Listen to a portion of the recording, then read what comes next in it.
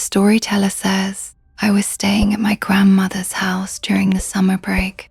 It was an old, ancient house where every corner had its own distinct creaks and groans. I thought I had grown used to them, but that summer was different. One night, as I sat on my bed reading a book, the air went deathly still. Suddenly, I felt a cold breeze brush against my face, as if someone had just walked right past me. I looked up and saw nothing, but an eerie sensation began to crawl through my body. Then, I heard the slow, rhythmic creak of the door.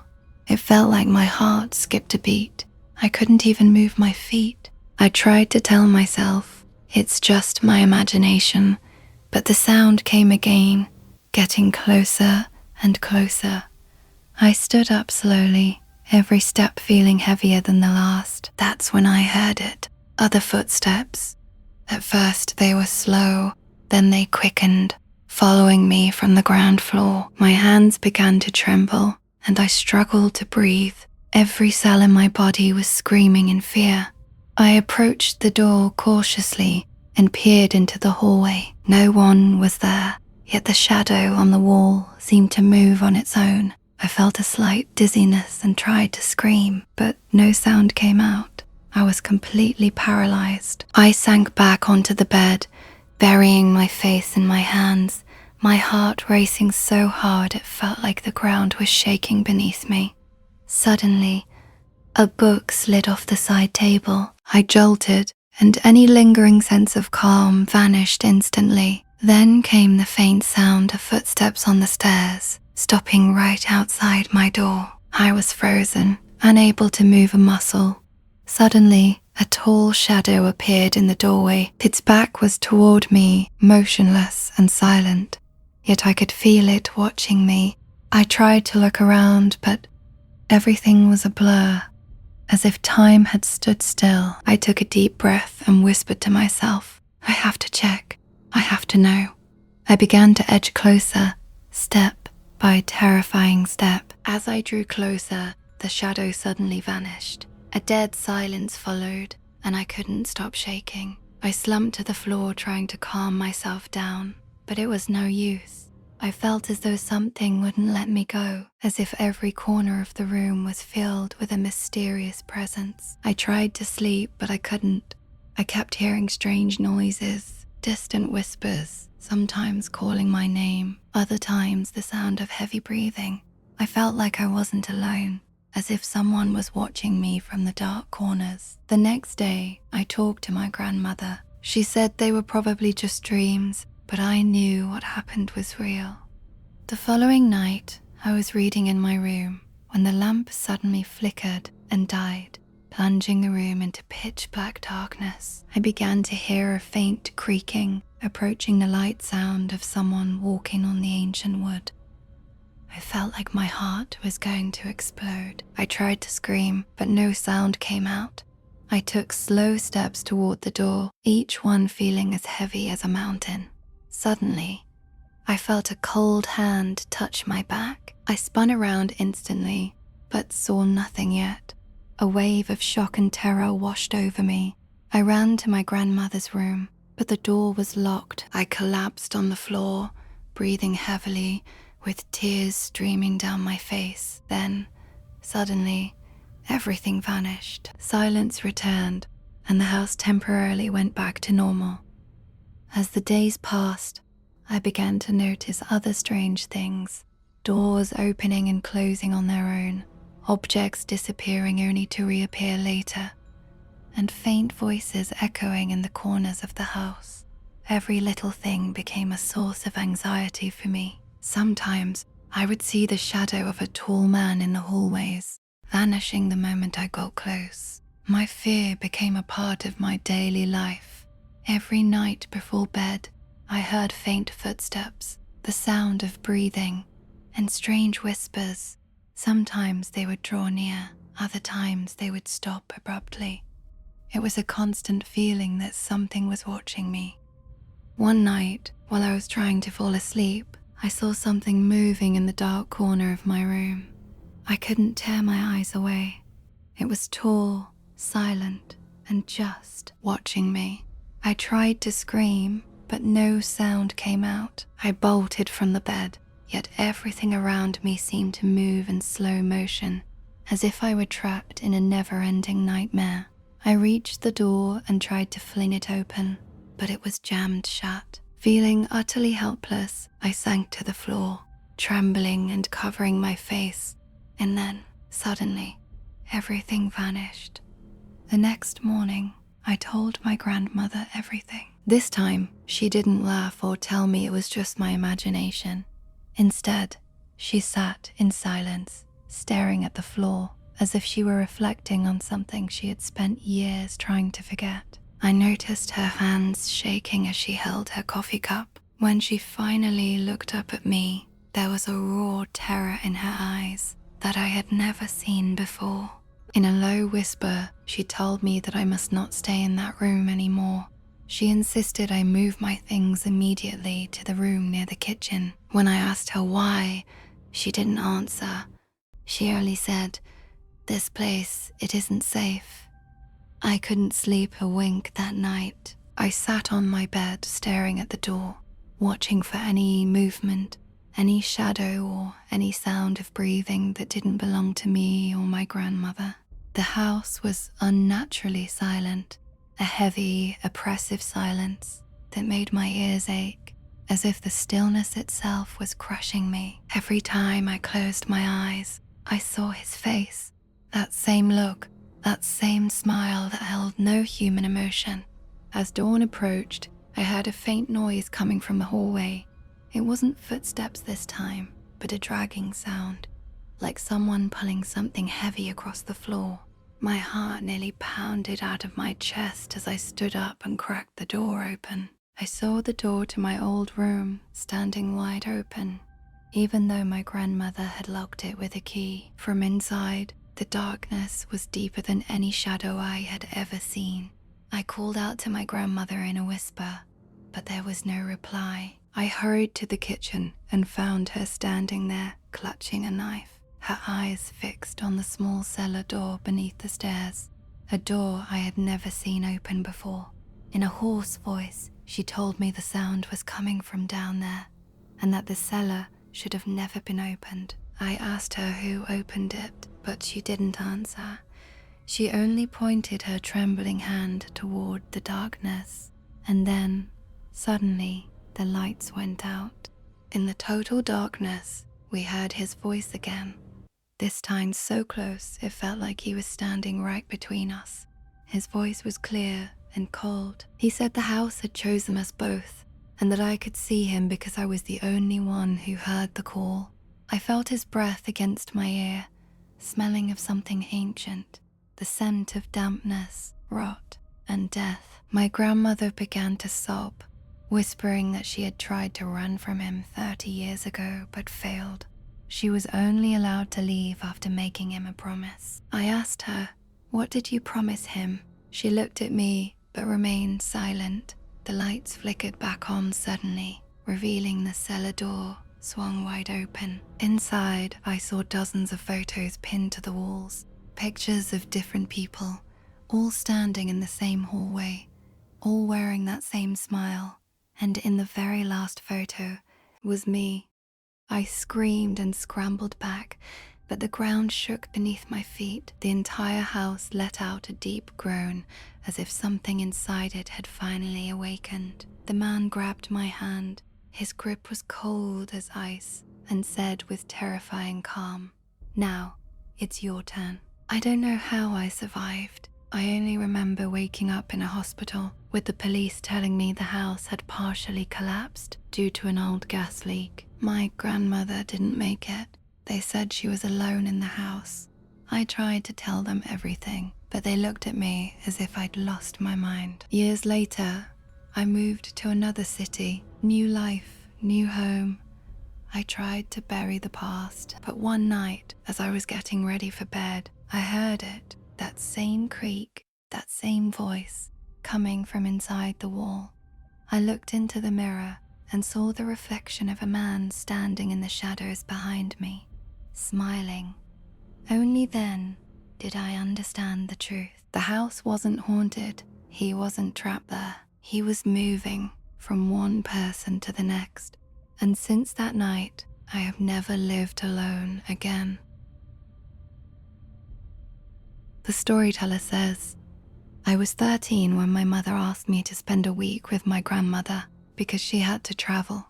The house was monotonous, imbued with the flavor of time, the scent of old wood and cold tea. My grandmother was a quiet woman who lived by the simple rhythm of her days, spending most of her time sitting in her favorite chair in the living room. Whenever people asked about my grandfather, I'd smile and say, my grandfather loved this house so much. But few knew that he had passed away many years ago. On the first night, I felt out of place, but I tried to act brave and strike up a conversation. I sat with my grandmother and we talked about memories, cooking, and old songs until sleep finally wore me down. Before I drifted off, I heard footsteps in the living room. I assumed it was just my grandmother tidying something up. I quietly cracked my bedroom door open and saw a faint light spilling out from the living room. There, in the old chair, sat someone wrapped in a blanket, just like in the family photos. At first, I didn't understand, but as I drew closer, the features became clear. He looked exactly like my grandfather in the old pictures. I saw the grey in his hair, his familiar smile, and that signature way he sat that had never changed. My heart began to race, and I was completely bewildered. I hadn't expected to see anyone there so late, but when I looked at my grandmother, she was sleeping peacefully in the chair next to him, as if nothing out of the ordinary was happening. I slowly knelt on the edge of the rug, feeling that watching from a distance was less terrifying than a direct confrontation.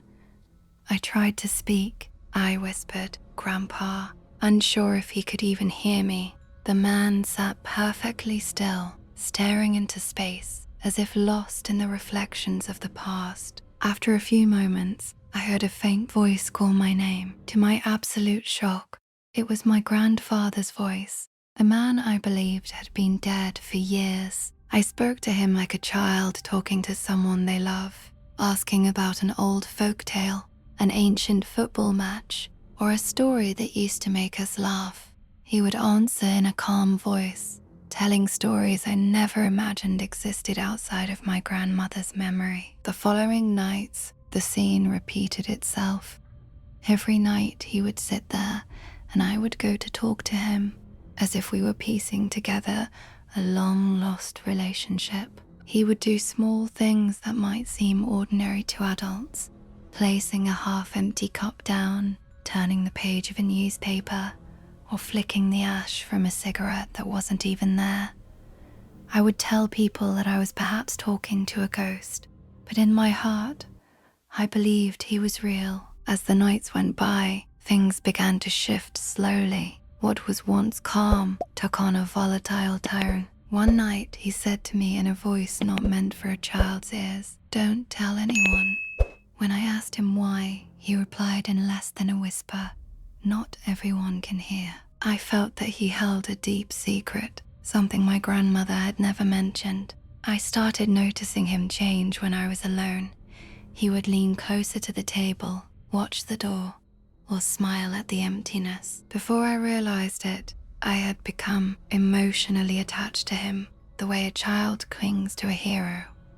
I told him about school, my friends, and my fear of exams. He listened as if nothing else in the entire world mattered but me. One morning, I woke up to find his chair looking more worn out than usual, with fresh imprints on the cushion, as if someone had just been sitting there. I tried to tell my grandmother, but she only smiled sadly and said, "You're just imagining things, dear." I didn't trust her words anymore.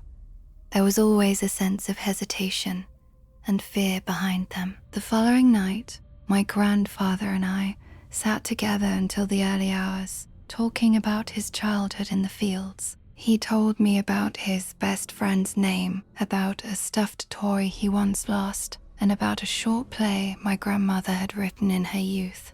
I listened intently, feeling as though I were discovering a piece of family history that no one had ever shared with me night after night. At specific moments, he would kiss me on the forehead as if there were an unannounced farewell lingering in the air.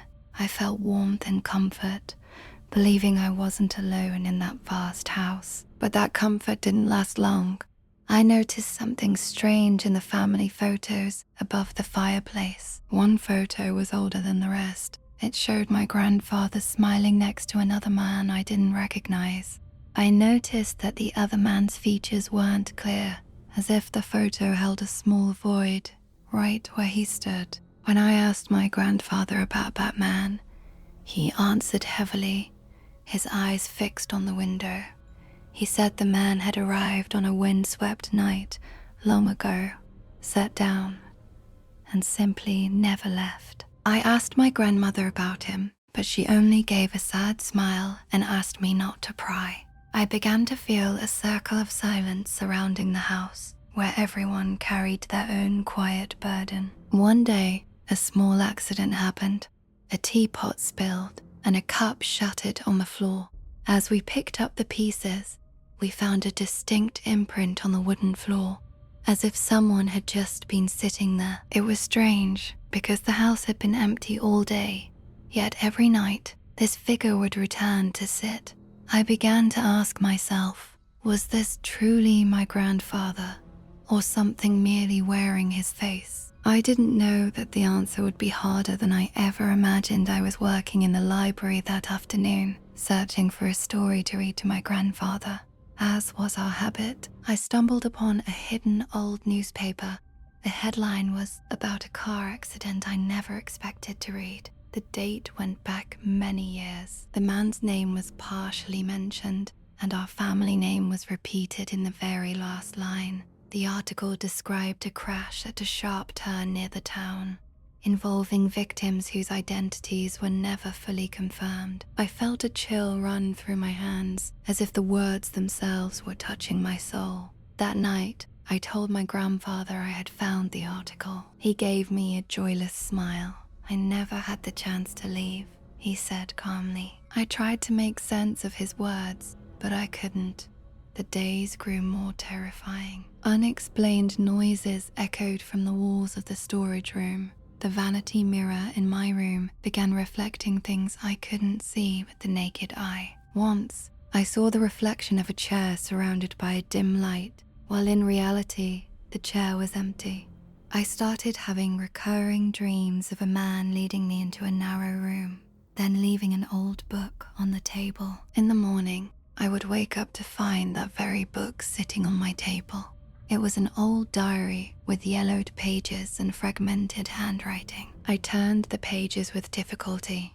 On the first page, my grandfather's name was clearly written next to a date. Between the lines were brief entries expressing a sense of loss and regret. Then, I read a sentence that made my blood run cold. If someone ever returns, do not let them out. I didn't understand what it meant, but the terror only deepened. One night, I heard the sound of my grandmother sobbing quietly in the kitchen. I walked in to find them talking. Her tone was harsh. You didn't tell me he had returned. My grandfather didn't answer. He only placed his hand over his mouth as if he were holding something back. When I walked in, he turned to me gently and said, "These are things you don't understand yet." I felt a fracture within the house, as if a hidden connection existed between things unseen.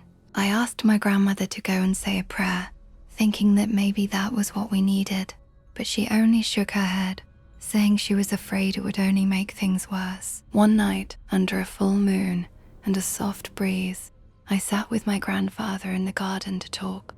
He spoke of his youth in the city, the smell of fresh bread, and a night long ago when someone had vanished on the road. As he spoke of the disappearance, his face twisted as if he were recalling something cruel. Suddenly, he said to me, "Sometimes we don't realize we are carrying something inside us." I didn't understand his words until I saw a mark under the door of the small shack behind the garden. There was a long scratch and dried mud that looked like the footprints of someone who had been sitting there for a lifetime. I took a photo to show my grandmother, but she didn't seem surprised. She simply said, "Ah, it has begun." A true terror washed over me because her words felt like a dark confirmation.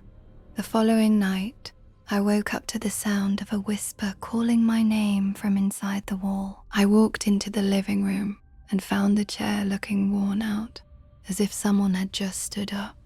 But what terrified me even more were a pair of small, rolled-up socks tucked under the chair, as if a child had just been sitting there. We had no children, and no one had visited us.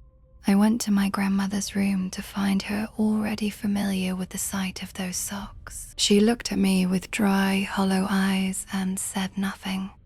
I flipped through the pages of the diary once more and found an entry about an ancient promise. It read, "I promised never to leave the door open for those who do not know how to return." The story was beginning to take shape, but every explanation only uncovered deeper mysteries. One night I heard footsteps ascending to the attic, the sound of feet moving right above me. I climbed up to find the attic door ajar, and inside there was a broken wooden toy. It looked exactly like the one my grandfather described in the story about his friend. On the floor, I found a small notebook with a date written in jagged handwriting. It was a child's diary, describing games, a flickering lamp, and a tall figure sitting by the door. The words were innocent, yet they weighed heavily on my heart. When I returned downstairs, I found the chair wrapped in a fresh blanket, as if someone had recently changed it. I didn't know whether to feel comforted or terrified by this silent attention. I began to sense that the house was trying to teach me something profound, something about returning and never truly leaving. In a hushed whisper, one night, my grandfather told me a story. On a stormy night long ago, the mysterious man had taken something from him. It became clear that the man had demanded an old promise, one that my grandfather had spent his entire life paying for. I asked him, what was the price? He replied in a hoarse voice, to protect him when he returns. And why did he return? I asked. Because, he answered, he doesn't know how to survive on his own. He gave a smile that was a haunting mix of sadness and strange compassion. One morning, I decided to look through the town's old archives at the library. I found an article about a missing man from the same family. His name wasn't clearly mentioned, but the scene of the incident was described in great detail. The report stated that a person was last seen at this very house, standing at the entrance, looking out. I turned the page and found my grandfather's name written in the margins, as if he had left a note. My heart sank. I realized that the connection between these days and these people was stronger than I had ever imagined. When I returned home, I noticed that my grandmother had placed an old photo of my grandfather with the same mysterious man on the table. This time, the photo was set in a wooden frame that looked brand new. I asked her who did this, and she replied that she had done it days ago because she did not want to forget. At that moment, I understood that there was an old family decision being maintained in secret. The following night, I walked into the living room to find them sitting together, my grandfather and the other man, talking in low voices. They didn't expect me to enter since the house was dark, but the man noticed me and gave me a kind look. I deliberately stood still, but a terrifying thought raced through my mind. How could I ever confront the truth of whether this man was alive or just a memory? I approached silently and heard the man say in a weak voice, "I have returned to fulfill my promise." I backed away in fear, but my grandfather turned and said to me, "Don't be afraid, he has never hurt anyone." And that night, I heard a whisper saying, "Sometimes, life is exchanged for new names." I didn't grasp the meaning until the next morning when I found another notebook placed on the kitchen counter. It contained a list of names and dates, records of visits, some dating back to years before I was even born. Then I saw it, my own name, written in the very handwriting I had learned in school, and next to it, today's date. My heart began to pound with a searing heat. I had no idea someone had been writing in my name. I walked into the guest room and saw the window standing open, the glass glistening with old raindrops. Carved into the wooden sill was a small, haunting inscription, "Do not leave the door." A sudden dread washed over me, the fear that I was part of a story far larger than just seeing a man. The following night, I woke up to the sound of cold breathing right beside me. I looked up to see my grandfather standing by the bed, giving me a smile that felt like a final farewell. For a fleeting moment, I felt a strange void, as if the air had vanished and been replaced by something else entirely. I tried to scream, but it was a silent scream locked inside me. It was as if my lips refused to obey. He patted my shoulder, and his hand was ice cold, as if time itself had turned frozen within him. When I backed away toward the door, the mysterious man was standing in the middle of the living room, staring at us. He raised his hand and gestured toward my grandfather, as if passing on a final testament or a command. The man spoke words I didn't understand, but they sounded like an ancient ritual, words that severed the ties to the past. Suddenly, his features shifted. He was no longer the same man, but a thread of light fading toward the outside world. It was only then that I understood. What I had witnessed all those days wasn't a return to life, but a passing of the torch, a transition of roles. And I might just be the next part of this cycle that knows no end.